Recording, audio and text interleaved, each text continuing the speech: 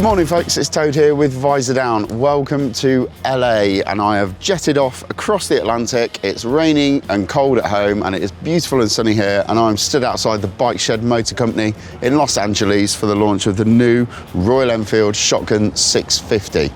I've not ridden the Super Meteor 650. I didn't get to go on that launch. That was one in India, and the Shotgun 650 is kind of a similar sort of vibe. It's a similar take on that platform, but it's a bit more edgy, a bit more urban, and a little bit more custom. But yeah, this is it. I can't tell you too much about it because pretty much everything about this bike is under embargo as it stands at the moment. We're going to get all of the information, and at the end of the ride there is going to be a full piece to camera telling you everything that you need to know about the new Royal Enfield Shotgun 650.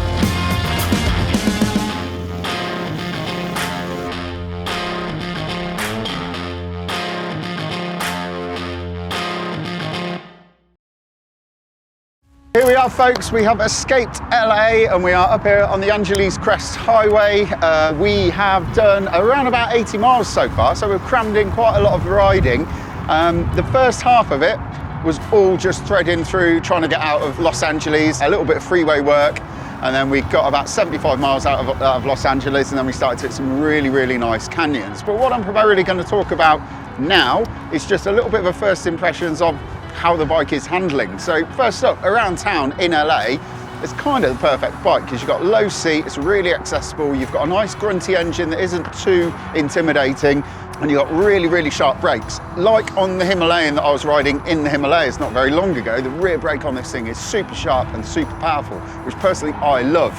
But around town that just makes riding so easy because you just a little bit of pressure on the brake and the thing will just haul up to a stop really smartly. The steering at a standstill feels fairly heavy, but once you get up to speed it's actually all right. So for this bike we've got bespoke wheel sizes as opposed to the wheels that are fitted to the Super Meteor 650, and it's sharpened up the handling a bit, so it turns a little bit quicker. Once you're up to speed it feels nice, it sort of floats from side to side, and it's not really a bike that needs manhandling. You can just let it sort of flow into corners and really enjoy it. We haven't got much ground clearance, so the pegs are decking out pretty much every single roundabout that you go around, but hey, it's fun. It makes you feel like a little bit of a hero when you've got sparks coming out from underneath your feet. Overall, I think there isn't really much to dislike about the handling so far.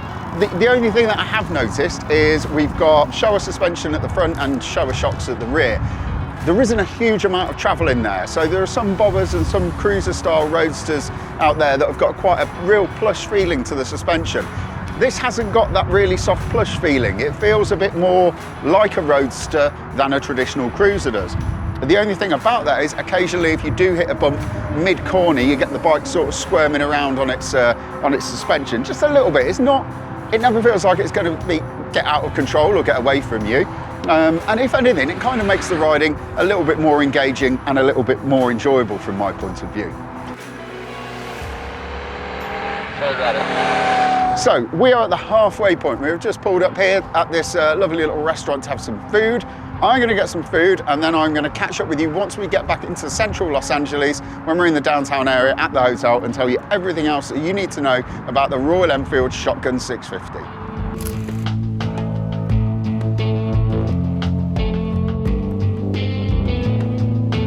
So there we have it folks, we are back in downtown LA and the launch ride for the Royal Enfield Shotgun 650 is complete, and I have had an absolute belter of a day on this thing. The roads have been fantastic, the bike's been great, the weather's been good. What's not to love? So we've covered every single type of road that you're going to ride on a bike like this. So we've done the city getting out of LA and up into the hills, and we've done the canyons up at the Angeles Crest Highway, and then we've also done a little bit of freeway to get ourselves back into LA as quickly as possible. I really just need to talk very quickly about this bike. So obviously we've got the common engine that's shared across the Interceptor, the Continental GTs, and also the Super Meteor 650, which this bike is quite closely related to, but it's not a direct sibling of the Super Meteor 650. So we've got 47 horsepower, bang on the A2 limit. We've got a total wet weight of I think about 235 kilograms in European spec. And it has been quite a surprising launch. I mean, the thing that has surprised me most about this bike is how well it handles. I didn't expect it to be that good on a twisty, and we have ridden probably 50 or 60 miles of canyon roads which have just been super smooth tarmac, beautiful curves, camber in every right direction, and stunning scenery to boot as well.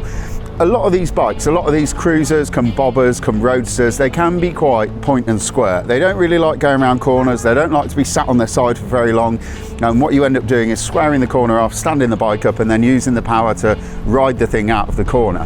This has only got 47 bhp, which is not a massive amount for a 650cc engine. But what this bike does that not a lot of the other bobbers and the other sort of cruisers in this sector do is it really likes corner speed. So you can carry a lot of corner speed, and really the only limiting factor of how far you can push it are the pegs down there, which are the bike that I've actually been riding today is going to need new pegs because they've almost completely been worn away. It's been an absolute hoot. It isn't slow to turn, so the way that Royal Enfield have built this bike, they've actually set it up so that the geometry is kind of on its nose. It's got a little bit less rake, it's got a steeper, sharper front end on it, which just helps the thing to turn in. The Super Meteor 650 is very sat back, so the front end is quite high, the back end is quite low, and it gives it that lazy sort of cruiser handling dynamic. Totally different for this bike. It is sat on its nose, it turns sharply. It feels really, really light. It does not feel like a 235 kilogram bike, and that is just owed to the fact that all of the weight is held nice and low in the frame. So it's really easy to manage, and when you're tipping it into a corner, it's really compliant and it just goes exactly where you want it to. It'll also hold a line really well in a fast sweeping turn, and little adjustments to the throttle will just, you know, bring it further out into the corner, or if you stomp on that big sharp back brake on that 300mm disc down there, it will take a little bit of a tighter line for you. So that's been super, super impressive. I also need to talk very briefly about the comfort. Well, the comfort's okay. I mean, the riding position on any of these cruisers, you're a little bit like an octopus hanging onto a washing line in a hurricane. That's kind of the aerodynamic profile that you've got, and this bike is very much the same. If you're going to be doing long distances on the motorway, or the freeway as they call it out here, you are going to get a little bit tired. There's a lot of pressure on your front. Other than that, it's actually quite good.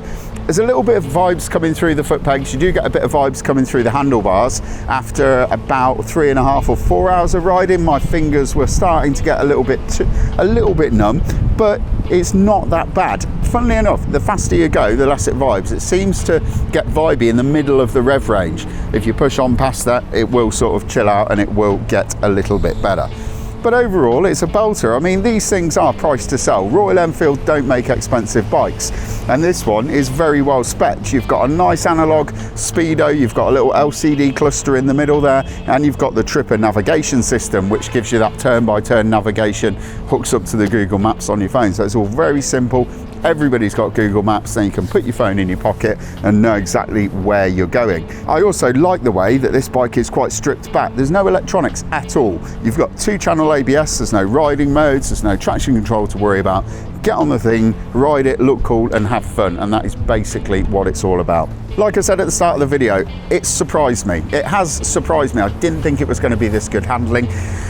There is still a question mark over it though, because a little bit like the Himalayan that we were riding in the Himalayas last month, we don't know the price of it, and the price isn't going to get released for a little bit of time. I don't think it's going to be much different in terms of the price from the Super Meteor 650, which is a very good value motorcycle. And if it's coming in around that sort of number, I still think that Royal Enfield, pound for pound, they offer probably the best value motorcycles that you can buy in this sort of size bracket. You've got a lot of motorcycle here which probably isn't going to break your bank.